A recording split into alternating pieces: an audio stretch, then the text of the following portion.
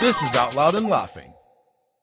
What is up, Chosen fam? Welcome back to the podcast. Today, we are sitting down with someone who is basically living the ultimate multi-hyphenate dream. He's a tech corporate powerhouse at Google by day, a global jet setter, festival king, and an Instagram influencer who somehow makes traveling the world and hitting the best parties look completely effortless. He is such a stud, magnetic, full of energy, and happens to be someone I'm lucky enough to call a close friend and colleague. Chosen fam, please welcome to the pod the fabulous Joseph Lucido. Hello. Hi. So excited to be here. Glad I'm finally doing this. An honor to be on the pod.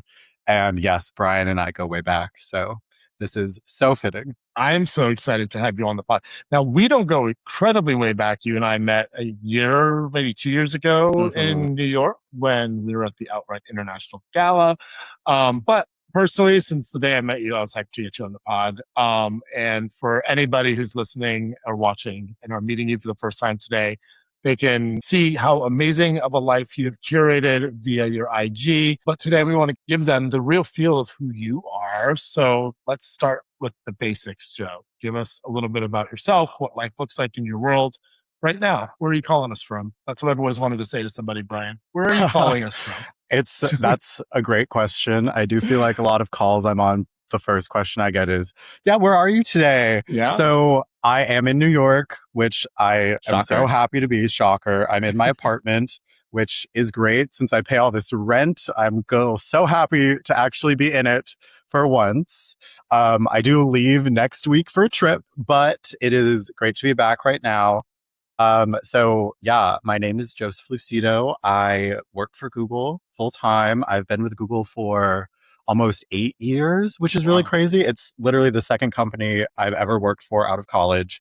That's how Brian and I know each other. So we previously were on the same team doing similar roles. And, now we still are like in the same orbit. But yeah, so I work for Google, do product strategy full time, but I'm also a content creator. So I have been a content creator for a little over 10 years now, which is really crazy to think. I have done it probably since I was like 18, but I think I started taking it seriously and actually understanding how to monetize, treating it like a business since I graduated college, moved to New York. So about 10 years. And that's kind of my two main things that keep me occupied.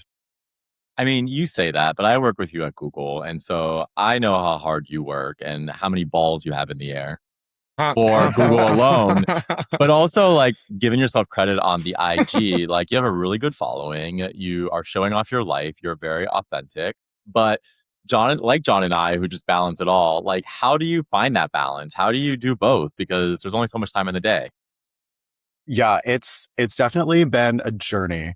I think what I've learned and experienced is early in my career, that's when I was really grinding. So I graduated from college, moved to the city, and I'd spent a lot of time in New York previously. So it did feel like home, but I was traveling a ton for work because I was a consultant. And that was really where the struggle was. It was, 80-hour work weeks, but I also was so passionate about content creation. And I feel like back then, that's like to like age myself a bit, that's like 2016 era. So like the notion of an influencer was kind of just starting. It was there, it was a thing, but brands didn't really know how to work with creators. They definitely weren't even called content creators then. It was just like truly the Wild West in so many ways. And it's kind of just like, you have to make the time. I don't sleep that much, to be honest, so that helps. But as my career has gone further, I think what I've learned is just like, you dedicate time to what you think is most important. So right now, actually, I would say like Google career, that side is super, super important to me. And I love creating content. I love Instagram. I love social media, but I don't do as much as I used to. Like, I'd say my sweet spot of like, I was working so much on that side was really like 2018 to like 2024. Those were like, I was chugging along and like really busy. I also had an agent for part of that time. So that was like a big component of helping to make things a lot easier. But now it really is like time management, being intentional, and putting your energy where like you are passionate. So I do still love content creation, but I admittedly spend a little less time doing it now than I do work and like personal life. But the beauty of my page is my personal life is my social media. So it is easy-ish to integrate in that way where it's like, this is my life and I do just kind of post about it. So like, even if I didn't have a following, I'd be doing the same thing. So that helps.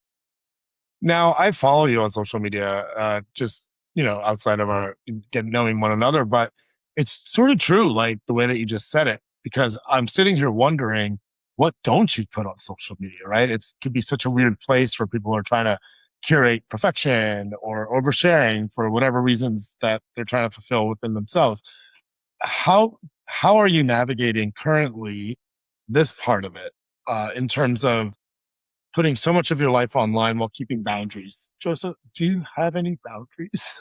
Yeah, knowing Do your you? I social media, do. I knowing your do. I social media, swear. yeah. No, like, it's such a good question because when I started social media, it was so curated. It really, and also what you shared, there was so much less you could share, just the way the Mm, platform has evolved. People are so online. There's like stories and instants and just all these things where you're like perpetually sharing. So that has made it a lot easier. But when I first started, it was very much like a curated persona. Just because like those touch points of the content you were sharing, it was a lot more minimal. It was maybe like a few things a week, a few posts a week. And when I started my page, what people followed me for was quite different to what I think they follow me for now. When I started social media, I'll give you like the quick rundown of like how I built my audience. But basically, I was not allowed to have any form of social media till I turned 18 and was going to college. My parents like didn't let me have MySpace. I like begged them to get a Facebook before I graduated high school so I could like keep in touch with my friends. And when I did that, I like created an Instagram, and then I knew like a lot of people. Great fun. Went to college at Chapel Hill. I played tennis, and if you know kind of anything about like the South and UNC as a school, they love their athletes. So honestly, just me being on a sports team and involved in like the community, I gained like a pretty decent following, probably around like 10 or 15K just mhm. that first year. And that kind of paired with a lot of the other things I was doing. So I was modeling then. I started when I was about like 15, kind of kept doing it as a side thing. And that was always combined with my social media. It gave me so many of these interesting opportunities to like travel or be in New York. And that kind of helped bring an audience. But then that audience was like, well, they want something curated. They want to see like the work I'm doing, shoots I'm going on. Like I also interned for GQ. So they wanted to see that part of my life. So it really was a bit of like that fantasy, like this is like the amazing life you can show on social media. But the older I got, it just life kind of changed. Like I kept some of that, but I've always traveled a lot, and that's been something important to me. So I think it evolved to me just sharing more and more. And really part of me being like so open is just like I didn't have time to curate this like perfect persona. And I just wanted to kind of like get rid of that and then shift to like this is me. And like I'm not delusional about like why my following has grown or like who follows me. Like it is very much, I'll look at my stats, it's like 80% men, most of them definitely gay. Instagram doesn't tell you that, but it's pretty obvious. And then Republican. like yeah, either cities that like I have lived in or like have a connection to, or just like major cities. um and yeah, I think a big part of me like kind of losing the pretense is just like, why not? It's more fun that way. It's Yeah. easier on me, to be honest. And I don't think people really like that super curated vibe anymore. Like I think we've kind of left that age. It's just like a little fake. People want you to be like hot and funny or like relatable or something. There has to be something. Like it can't just be one thing. You have to be entertaining. Yeah. And I attempt to do that.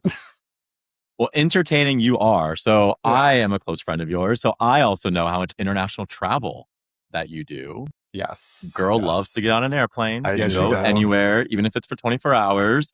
I want to deep dive a little bit and have a little more of a kiki around some of the travel. So you were just at World Pride. Let's chat about that. Yeah. Tell us Oh, the tea, yeah. please. What came out of that? Yeah. So I was basically gone for the month of July. I was in my apartment 4 days total. So love that. But it came about that I had to go to Paris for work, like super last minute, this like big important client workshop.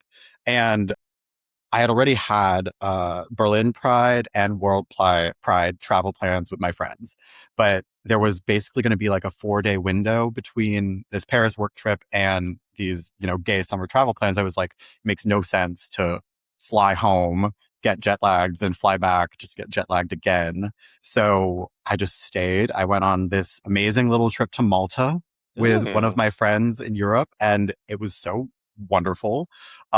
Malta, I'd heard it's like the best place for LGBTQ people in Europe. Wow. Supposedly, like that's been voted that, and vibes are great. People are super nice, super friendly. Berlin Pride was amazing. My Wild, I'm friends, sure. it was, yes. So like, I guess us wanting to do World Pride, we did World Pride as a friend group last year. It was in DC. So super easy to get to from New York. But honestly, we were kind of like disappointed. When it was being hosted was the time that Trump was doing a lot of things we did not like painting over rainbow crosswalks, that whole shebang. Yeah. So I did feel like that celebration was a little muted. And my friends and I were like, well, it's in Amsterdam next year. We've only done World Pride in the US. Like, let's do it. Let's, go on a little adventure. And we were like, well, instead of just going for one Pride, why not go for two? None of us had done Berlin Pride either. Berlin Pride, so fun, obviously very techno heavy. Yeah, EDM. EDM, techno, which is not necessarily my preferred vibe. Sure. I would love a house moment, but I had a great time in Berlin. I thought it was so cool, completely different than like anything I'd been to, and actually had a great time.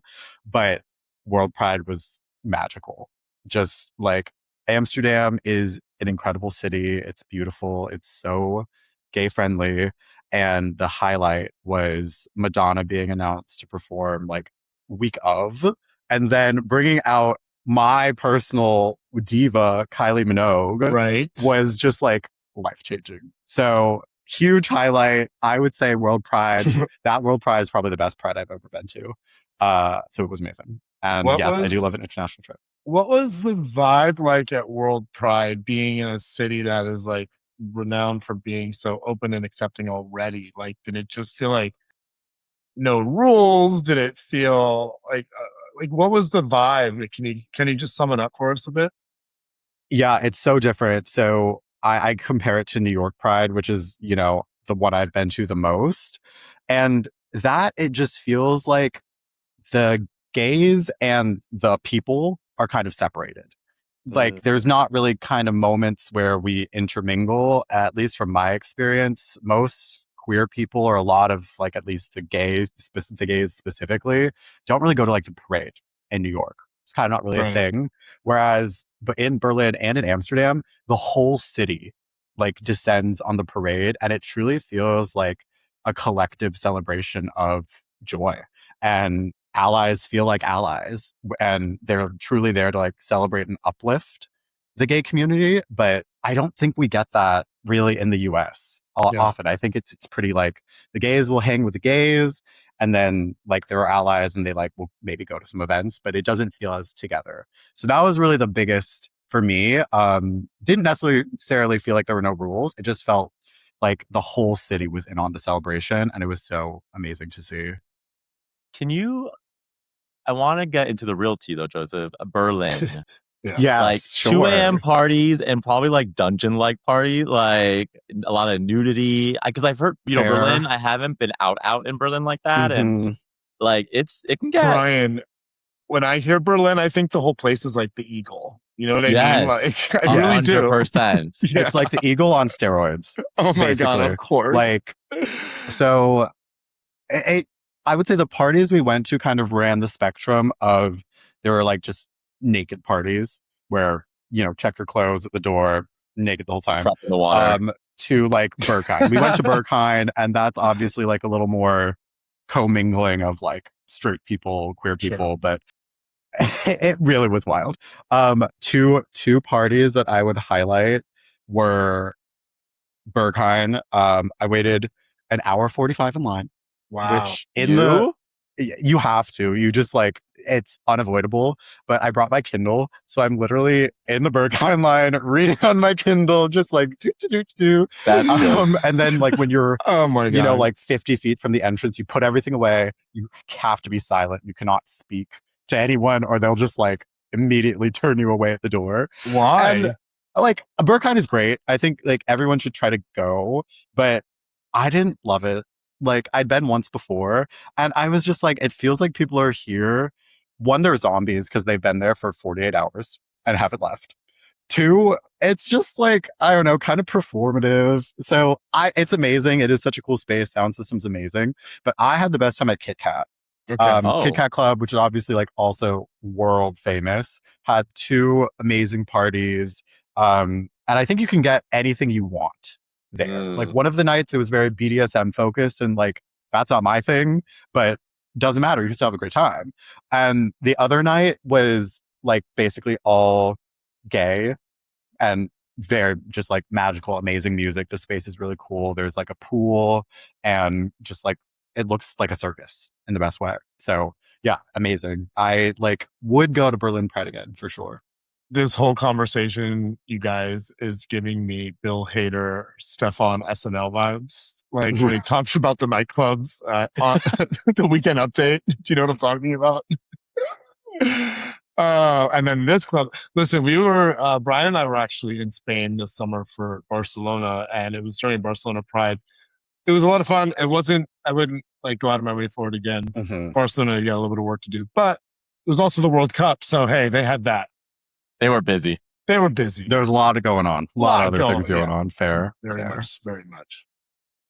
So I wanted to chat a little bit about gay cruises too, Joseph, because the stories are there and I feel like gay culture, people need to know this, right? Yes. And it's funny, They I do. recently was with a friend, maybe an ex-Googler, who went on a gay cruise as well. And Ooh. the tea was real for him too. So I was just like, Okay. we have to bring light to this. Like, Yes. it sounds so freeing. It is a wet experience, no pun intended.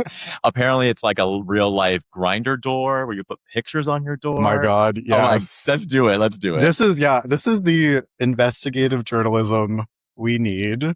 So I am happy to be the on the ground experience reporter. Okay, I will preface this with a little context. I've done 3 of the Atlantis cruises, and I think like I look back, my first one, it feels like I was so young when I did it, but I'm pretty sure I was like 27, so that's like not that young. But it is, but it isn't. And Right. I think it gets a really interesting reputation, like as being very circuity, which it definitely is. There's definitely components to it, but as someone who likes to parties a lot, but is not a circuit queen, you can still have an amazing time on this cruise. So it may like lean a little bit towards that, but it's like if Fire Island was on steroids for a full week and the furthest you have to walk is like 10 minutes to go do anything. That's amazing. It is crazy. So it is fully understand like it's a week of partying. You go, you're partying. There are people, they say the whole spiel, you can go and not party. And like, yeah, if you want to, but then it's like your options, like there are other things to do. There's entertainment, there's shows, sure. There's like, I swear to God, there's people in like their 70s on these cruises and they're at the parties, but they're also like taking a couple nights off. So it can be a mix of what you want, but like you mentioned there, you decorate your door, you put thoughty photos on your door, and you have like a whiteboard where people can leave you messages. They can like write their room number, write their phone number, Instagram, whatever. There are people who just leave their doors open and, you know, you can just wander in, have some fun, and then leave. I love this. It's so funny. There's also like people basically make their home like lock screens on their phone, QR codes. So you're at the parties and you can just like turn your camera on, scan someone's QR code, and then it like goes directly to their Instagram. So it's like the easy way of like exchanging contact info. So yeah, I've done it, but I've done it 3 times. First year, incredible time. Had like the most magical time, even though the weather was shit. But I went with 3 of my best friends. And I think we kind of went because we'd done a lot of these gay parties. It was something we hadn't done before. And everyone we had talked to raved about. They were like, yeah, do it. So we did it. Amazing time. Like truly, I was like, wait, this is so fun. So we kind of immediately booked to go again year 2. And then year 2, we went in a group of 20 people. So Wow. massive group, which was, I think, a cool experience as well. Like we did a small group, we did this massive group, and it was equally fun. I actually became best friends with one of my best friends on that cruise. It was someone from New York who we had known each other. We were like in similar orbits. Like I'd run into him at Barry's classes, but we became like best friends on this cruise and are super, super close today. And it was a great experience. So we booked it again because we were like, me and this guy who I became really, really good friends with, we were like, oh, we had such a good time. Like, let's do it now that we're even closer. And like the core group of my friends in that 20 were like, yeah, we'll do it again. Why not? It was another magical year. So then this was our 3rd year. And after this one, we were like, we need a break. We definitely need a break. And if I'm honest, I think there's like a whole nother podcast episode I could do about this cruise specifically this year. The vibes were very different in a lot of ways, and I'm happy to like expound on Like that a a little bad bit. vibe? Yeah, I'm happy to expound on it a little bit. The weather was again shitty. It was like so bad, and because it's usually it's in like Foreshadowing. yeah, it's in February. So you're kind of like expecting to leave New York or wherever you are and be in like tropical weather, island vibes, get a tan. Nope. It like rained for like, it was cold and like rainy. And we were like, oh, this is like, we had a good time, but it was just like not amazing. You made the best of it. Yeah. Yeah. I would say, there's a lot of dynamics on the cruise, which kind of imitate, I guess, like the stereotypes of gay life. People can get fairly cliquey. There's definitely a subset of guys on the cruise who are like the typical hot kind of like exclusionary gays, and that manifests in like specific events that are invite only and you need a wristband and all these things. So my first year, obviously, like none of us know what we're doing. We're just there to vibe. We don't know about any of this stuff. We kind of get there and I meet some people. There's this guy I know and like get connected with this, like, to be honest, like pretty toxic group. And they basically host what is known as like the hot boy orgy on the boat. And you can only go if you are given a wristband prior to said event. And like they have it, I think, 2 or 3 times during the cruise. And, you know, you get the wristband, you're fine. But if you don't, like, you can go to the door. They just are like, no, Those go rooms away. aren't that big, though. The suites host them. So they are like pretty big. The suites are like 2 floors. They have like big balconies. And some of them, like, you can connect the balconies. So it's like this suite and this suite will like host a party together. They connect the balcony and it's like a decent amount of space. Brian, So- you really asked the game-changing questions, by the way. I was sitting thinking this was happening in a stateroom, so I appreciate you. All I'm would be hearing right wild. now, but all I'm hearing right now is I feel bad for the maid service on this cruise because every day when you are changing sheets, What a sticky mess.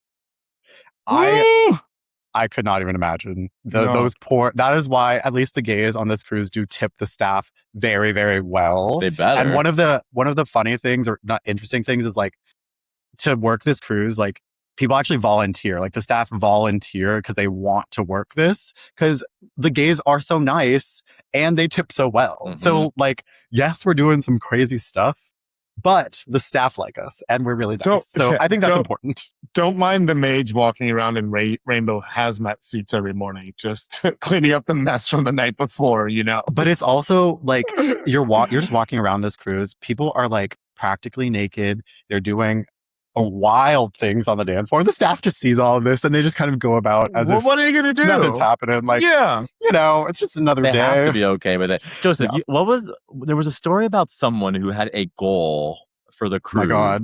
Right? Yes. This is not a friend of yours. I will preface this. It's just someone on the cruise. Not a friend of mine. I I'm pretty sure I met this guy at my first cruise, maybe.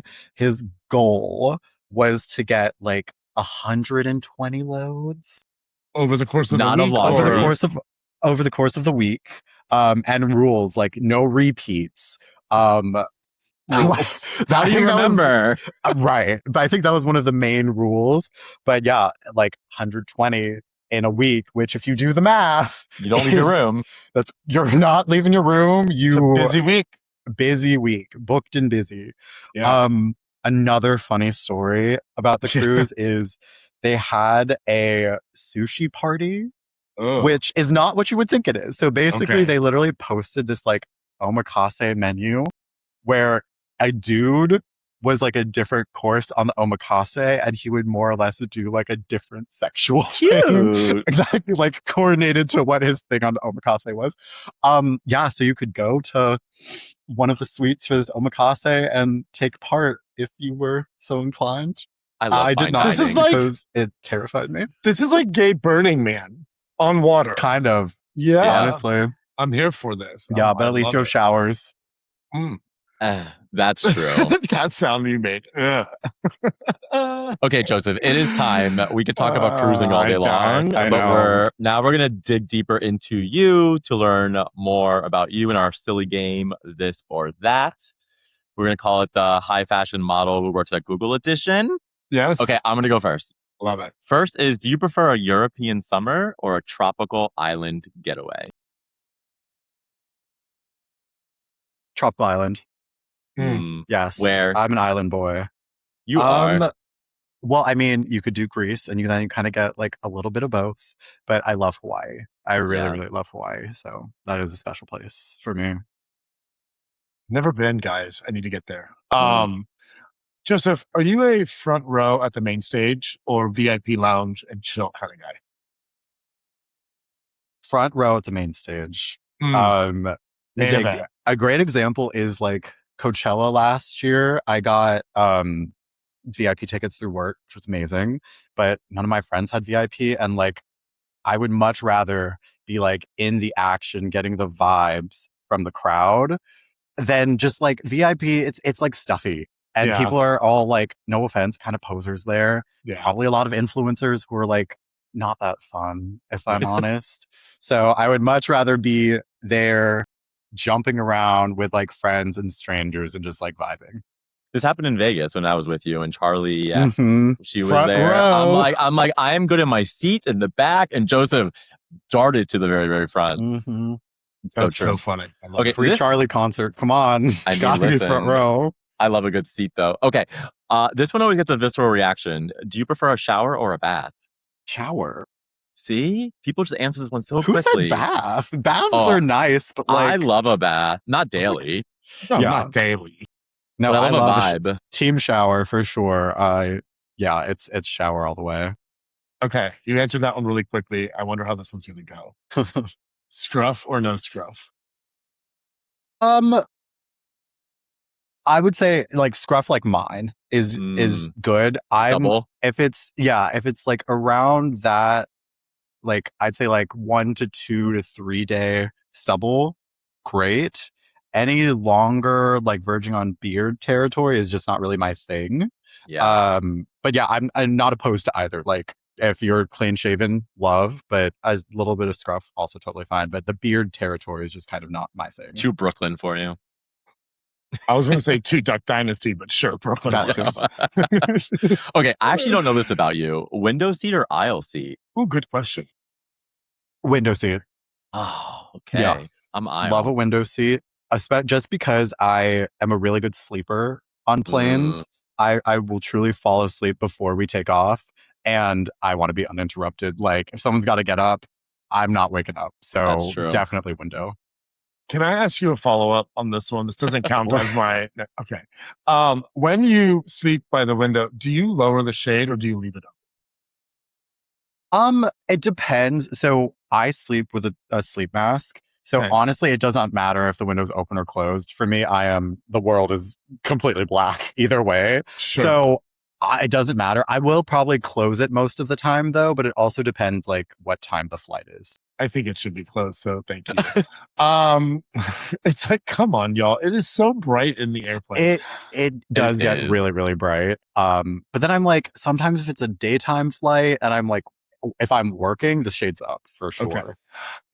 I think that's all fair. We don't have to get into the semantics. We're gonna do this in the second pod with the cruising because we have to get to these locations. We can go way further on that and just gay partying in general. My real I have question, a lot to say. yes, and as do I clearly. My real question to you, Joseph, is: are you a butt guy or a chest guy?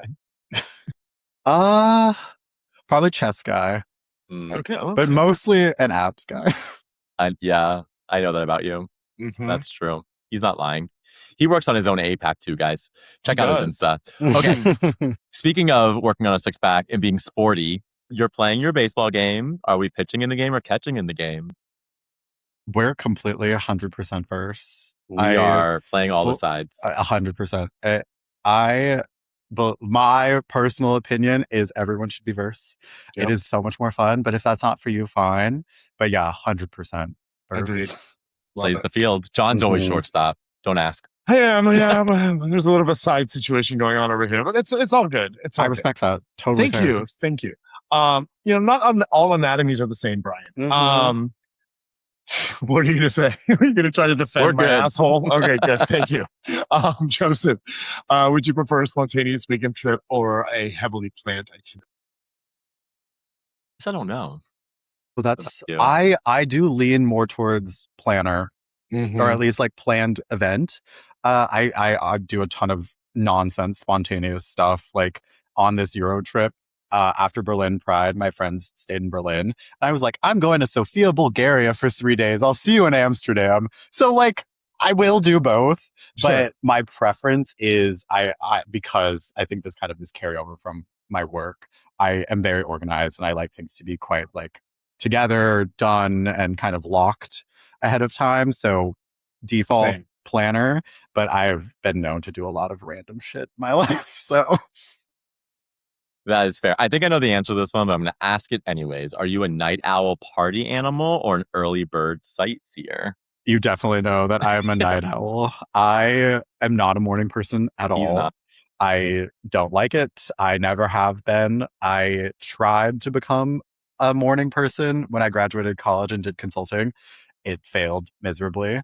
So yeah, total night owl. Well, this leads perfectly into my next question because I'm curious. Are you a late night DM slide kind of guy or a chemistry in person kind of guy? Oh,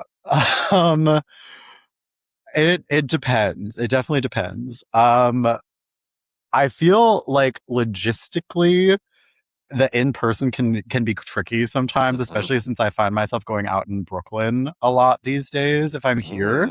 And then it's just like, oh, where in the city do you live? Oh, whose place are we going to? Mine. I prefer mine. Let's just go to mine. And so it becomes a little tricky.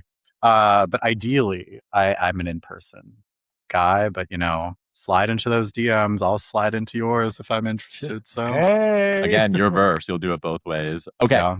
Last one. Do you want to be remembered for your unstoppable drive or your massive heart? Oh, heart. 100%. Like, that's so much more important to me. I think I hope that is carried through in my actions. I am really more of an actions speak louder than words kind of guy. My friends will tell you I'm not really one to give a lot of compliments. Like, that's not my love language, but like acts of service are how I show love and care. And I would hope that is translated. So I just love that. It definitely was here today. Joseph, thank you so much for bringing your incredible energy, your humor, and your massive heart to the studio today. And having you as a friend and a colleague is an absolute gift, I have to say. I'm so glad our audience got to see the human side behind all of your iconic photos. Gosh, thank you both. I'm so glad to have been able to do this. And yeah, have me back anytime. Happy to come back and chat more. This was so lovely. You will be back. Go follow Joseph's adventures and tap into his world right now. Joseph, tell everyone where they can follow you on the gram, the TikTok, all the places. Yes. So on Instagram, joseph.lucido, follow along, see my unhinged life. And add me on LinkedIn. Do that too. Why not? Ooh, he's a professional girly. Get both sides. We haven't had that yet, John. No, I LinkedIn know. plug. Hey, you got to network. Networking is important. LinkedIn influencers, their thing. So add me wherever, but most active on Instagram. So please feel free to hit me up, slide in those DMs. I was just going to say I'm obsessed. I'm sliding into your LinkedIn DMs. All right, Chosen fam. That is our show for today. Remember to keep living your best, vibrant lives. Keep creating your own paths. Stay loud, stay laughing, and hold your chosen family close. We'll see you in the next one. Bye. This was Out Loud and Laughing. We're available everywhere you get your podcasts. Spotify, Apple, YouTube, iHeart, or wherever.